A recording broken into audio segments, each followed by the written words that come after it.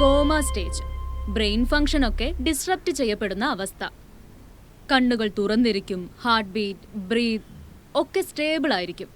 But ഒരു പ്രതികരണം ഉണ്ടായിരിക്കില്ല. ഓക്കെ, കോമയ്ക്ക് പറ്റിയൊരു ഉദാഹരണം മുന്നബായ് മൂവിയിലെ സുന്ദരനായ കഥാപാത്രത്തെ ഓർമ്മയില്ലേ? That called persistent vegetative state.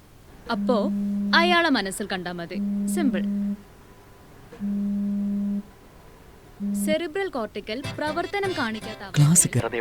സോറിടാ, ഇന്ന് പുറത്തു പോകാനൊരു ചാൻസ് കിട്ടി. അമ്മയ്ക്ക് കോവിഡ് വാക്സിൻ എടുക്കാൻ ഞാനും പോയി. എത്ര നാളായി വീട്ടിലിങ്ങനെ ഇരിക്കുന്നു, മടുത്തു.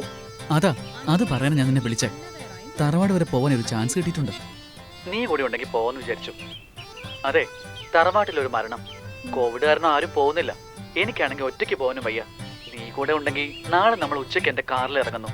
അടുത്ത ദിവസം തിരിച്ചു വരും. എന്താ, പോയാലോ? അയ്യടാ, വേണ്ട വേണ്ട. നിന്നെ ഒന്ന് മീറ്റ് ചെയ്തിട്ട് എത്ര നാളായിന്നറിയോ? ഇനി കോവിഡിന്റെ ഏത് വകഭേദാണോ വരാൻ പോകുന്നതെന്നോ നമ്മളിൽ ആരൊക്കെ ജീവിച്ചിരിക്കുന്ന പോലും അറിയാൻ പറ്റാത്ത അവസ്ഥയിലാണ്. നീ കട്ടി, ഞാൻ പിന്നെ വിളിക്കാം. അതാ നല്ലത്. എടാ പിണങ്ങല്ലേടാ, അമ്മ വിടത്തില്ല. ഒന്നാമത് കോവിഡിന്റെ കാരണം പറഞ്ഞ അവൻ വിലക്ക്. അതാ ശരി. പ്രൊഫസർ പറഞ്ഞതാ ശരി. കോമ സ്റ്റേജിൽ നീ വീട്ടിൽ തന്നെ ഇരുന്നോ? ആ ഒരു വഴിയുണ്ട്. മീരെ ഒന്ന് കൺവിൻസ് ചെയ്ത് കൊണ്ടുപോവാം. മീരയോ? ആ ക്ലോസ്ട്രോഫോബിക്കിനെ കൊണ്ടോ? നിനക്ക് ഭ്രാന്താണോടി? ഒന്നാമത് കാറിൽ കയറിയ ഗ്ലാസ് ഇടാൻ പോലും സമ്മതിക്കാത്ത പെണ്ണാവള്. ലിഫ്റ്റിലോ റൂമിലോ ഒറ്റയ്ക്കിരിക്കാൻ പോലും പേടിയുള്ള അവളെ കൊണ്ടാണ് പോകുന്നത്. ഡാ വേണ്ട, അവളെ അങ്ങനെയെന്ന് പറയുന്നത് എനിക്ക് ഇഷ്ടമല്ല. നിന്നെക്കാളും എനിക്ക് അവളെയാ ഇഷ്ടം. മീരയുടെ കൂടെ ആണെങ്കിൽ അമ്മ സമ്മതിക്കും. എന്തു പറയുന്നു? വേറെ വഴിയില്ലല്ലോ. അവളെയും കൊണ്ടുപോവാ. ഒരു ഹണിമൂണാ പ്രതീക്ഷിച്ചത്, കിട്ടിയതൊരു തീർത്ഥയാത്രയും. Hello Arjun Ramaswamy, are you here? Yes madam. ഞാനിപ്പോ എന്താ പറഞ്ഞേ? മാഡം, അത് കോമ ബ്രെയിൻ ആക്ടിവിറ്റി ഒക്കെ ഡിസ്റ്റർബ് ചെയ്ത അവസ്ഥ. പിന്നെ എടോ, മെഡിസിന് പഠിക്കുകയാണെങ്കിൽ അത്രയും സീരിയസ് ആയിട്ട് പഠിക്കുക. അല്ലാതെ പാരന്റ്സിന്റെ സ്റ്റാറ്റസ് മെയിൻറ്റെയിൻ ചെയ്യാനുള്ള ഒരു കോഴ്സ് ആയിട്ടാണ് കാണുന്നതെങ്കിൽ don't waste my time. Okay?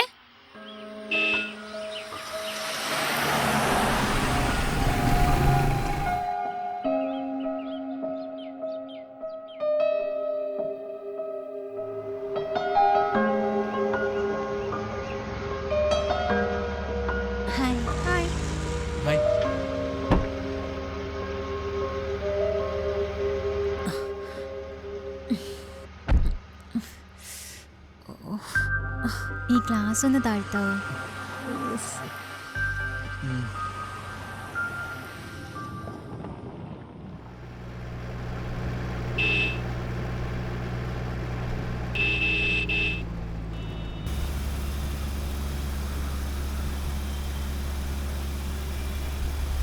ആരാ മരിച്ചത്?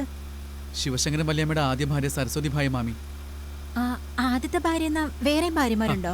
അതൊരു വലിയ കഥയാ. കല്യാണം കഴിഞ്ഞ സമയത്ത് മാമി എന്തോ ഇങ്ങനൊരു അവസ്ഥയിലായി. ഒരു മിണ്ടാട്ടവും ഇല്ല. കഴിഞ്ഞ ദിവസം നമ്മളെ പഠിപ്പിച്ച കോമ സ്റ്റേജ് ഉണ്ടല്ലോ, അതുപോലെ. പഴയ ആൾക്കാരല്ലേ. സരസ്വതി മാമയുടെ ശരീരത്തിലെ ബാധ കയറിയുന്ന ബന്ധുക്കളൊക്കെ പറഞ്ഞ് ഒറ്റപ്പെടുത്തിയിട്ടും ശിവശങ്കരൻ വല്യമാമ കുലുങ്ങിയില്ല. അമ്മ ഇപ്പോഴും പറയും സരസ്വതി മാമിയെ വല്യമാമ ഒരു മോളെ പോലെയാ നോക്കുന്നേന്ന്. ആണോ? ദേ, ഇതാ സരസ്വതി മാമി. കഴിഞ്ഞ വിഷുവിന് തറവാട്ടി പോയപ്പോ വല്യമാമ കാണാതെ എടുത്ത വീഡിയോ ഇത് നോക്ക്. ആ മുഖം നോക്കി, എന്തൊരു തേജസ്സാ. 4-5 വർഷം മാമി ചികിത്സിച്ച് നോക്കി. ഭേദമില്ലെന്ന് കണ്ടിട്ട് വല്യമാമ വേറൊരു വിവാഹം കഴിച്ചു. മക്കളൊന്നുമില്ല. അമ്മയെ വല്യമാമ അടുപ്പിക്കില്ല. കുടുംബത്തിലെ ഏക ആൺതരി ആയതുകൊണ്ട് എന്നെ വലിയ കാര്യം. ഒരു മോനെ പോലെ തന്നെ.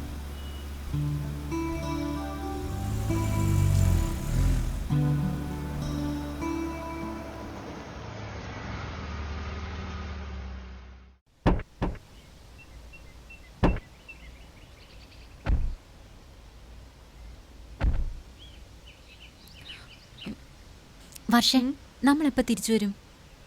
പേരിനൊന്ന് അവിടം വരെ പോയി തല കാണിക്കണം. എന്നിട്ട് നമുക്ക് ഇന്ന് തന്നെ തിരിച്ചു പോകാം. ഉറപ്പാണോ? നമ്മൾ ഇന്ന് തന്നെ തിരിച്ചു വരുമോ? വലിയ തറവാടൊക്കെ തന്നെയാ. പക്ഷെ ഗസ്റ്റ് വന്ന് നിൽക്കാനുള്ള സൗകര്യമൊന്നുമില്ല. പ്രത്യേകിച്ച് വല്യമാമ നമ്മളെ നിർത്താനും പോകുന്നില്ല. പിന്നെ നമ്മുടെ ഈ സെറ്റപ്പ് പകരം നമ്മളിന്ന് മീരെ കൊണ്ടാക്കുന്നു. എന്നിട്ട് നമ്മുടെ സ്ഥിരം ഹോട്ടൽ റൂമിൽ റൂം എടുക്കുന്നു. We are staying together tonight. എന്തു പറയുന്നു? എടാ കള്ളാ.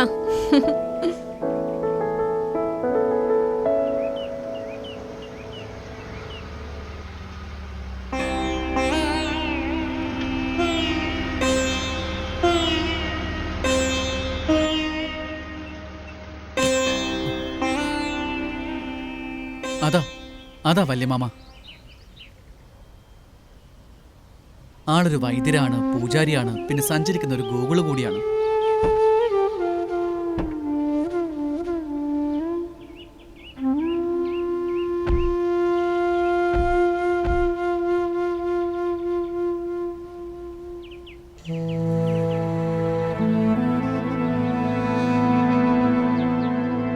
വർഷം 31 വർഷം സരസ്വതി കിടപ്പിലായപ്പോൾ ചാരിയിട്ട ദേവീ രൂപം ഇന്നാ വെളിച്ചം കാണുന്നേ.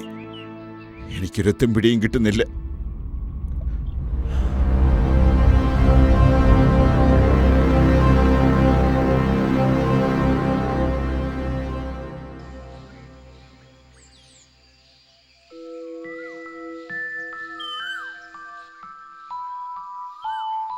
വർഷയല്ലേ? അതെ. കേറി വാ മോളെ. വാ.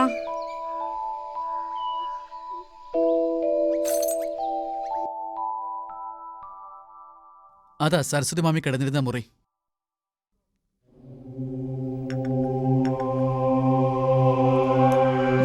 എടുക്ക് മോളെ. മോളെ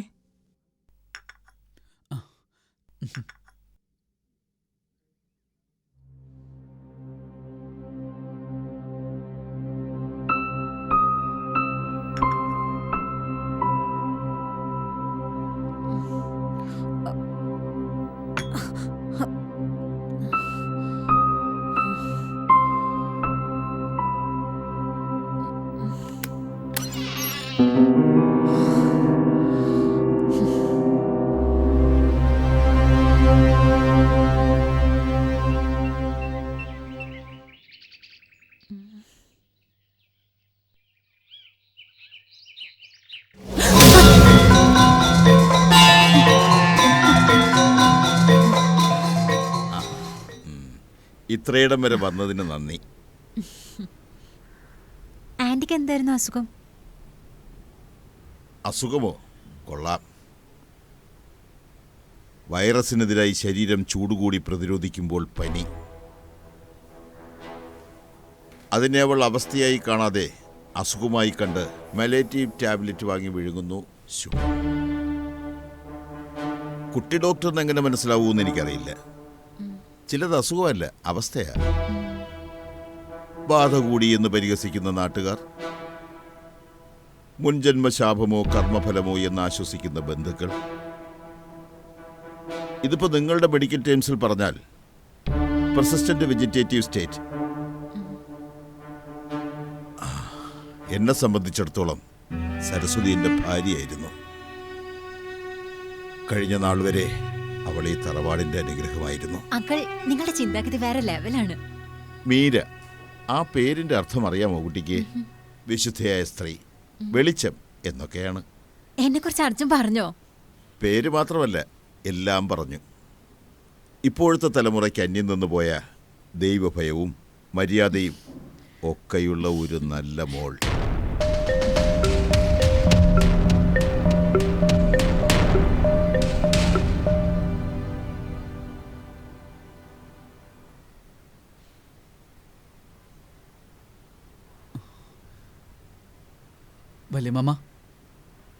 വല്യമാമേ, ഞങ്ങൾ ഇറങ്ങുവാണ്.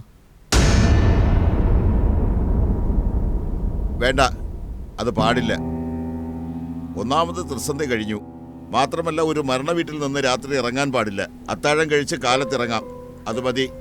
ഡേ, കുട്ടികൾക്ക് ഭക്ഷണം എടുത്ത് വയ്ക്കേ.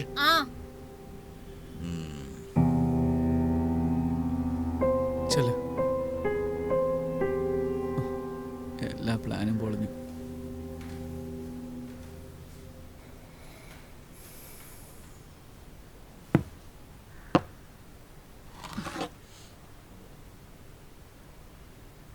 നീ അതിങ്ങെടുക്ക്. എടുത്തിട്ട് വരാം.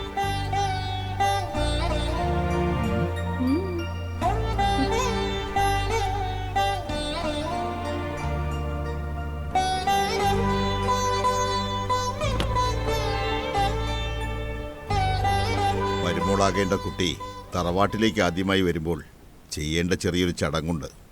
പഴഞ്ചൻ ആചാരങ്ങളാണെന്നറിയാം, എന്നാലും ഞങ്ങളുടെ ഒരു സന്തോഷത്തിന്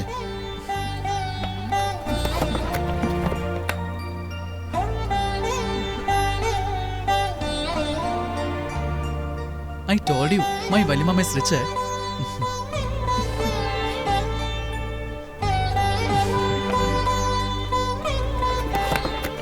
നിന്നെ ഞങ്ങൾക്ക് ഇഷ്ടമായി മോളെ. എനിക്കോ? ആ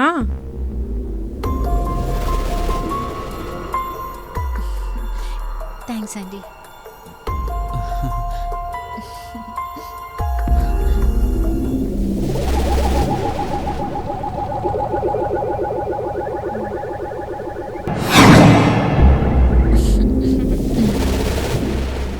എടി, കുട്ടികൾക്ക് മുകളിലത്തെ മുറി തയ്യാറാക്കിയോ? ഉണ്ട്.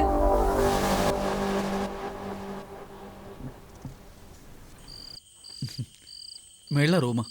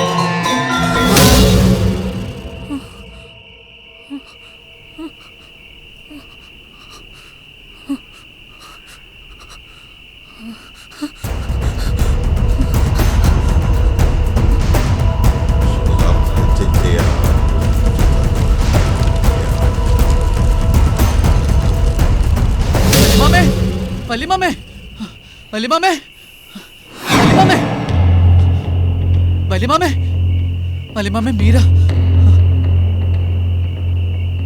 മീര.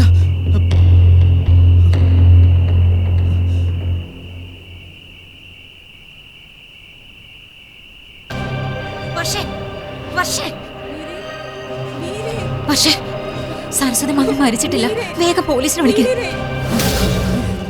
മീര, ഒന്ന് എഴുന്നേക്ക് മീര, എഴുന്നേക്ക്. നിനക്ക് എന്താ പറ്റിയേ? അർജുൻ, മീര ഒന്ന് എഴുന്നേക്കടാ. എഴുന്നേക്ക് മീര, പ്ലീസ് ഒന്ന് എഴുന്നേക്ക്. മീര ഒന്ന് എഴുന്നേക്കടാ. ഒന്ന് എഴുന്നേക്ക് മീര. എല്ലാം വളരെ കൃത്യം. പക്ഷേ മീര, ഈ മോതിരം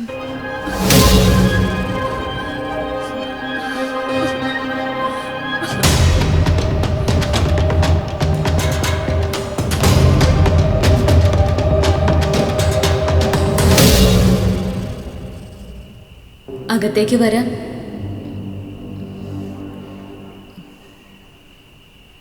ഈ മോതിരം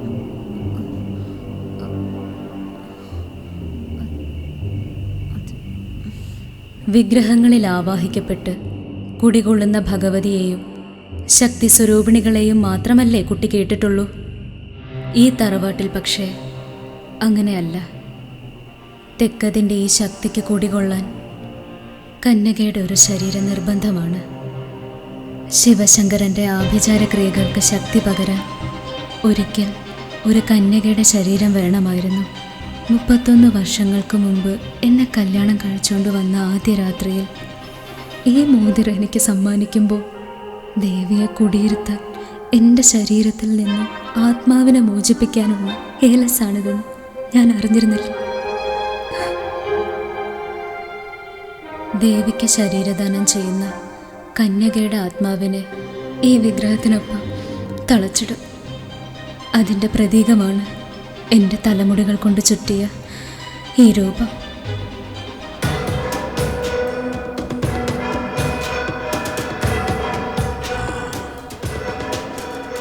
സരസ്വതി, നിനക്കിനി മോക്ഷപ്രാപ്തി നേടാം.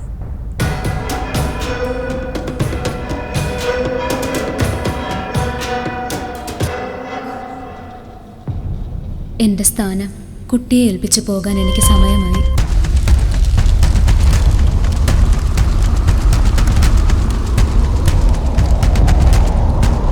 എങ്ങോട്ട്? മോക്ഷം. കത്തിക്കരിഞ്ഞ എൻ്റെ ചിതയിൽ ഈ രൂപത്തെ കൂടി ചാമ്പലാക്കിയാൽ കഴിഞ്ഞു 31 വർഷത്തെ എൻ്റെ കാത്തിരിപ്പ്. അപ്പൊ ഞാനോ? കാലാനുസൃതമായ മാറ്റം വരുന്നതുവരെ ഈ ശരീരത്തിൽ ഒരു ശക്തി കുടികൊള്ളും. അത് കഴിഞ്ഞാൽ അടുത്ത ശരീരം തയ്യാറാക്കണം. അവൻ നിന്നെ തയ്യാറാക്കി കഴിഞ്ഞു.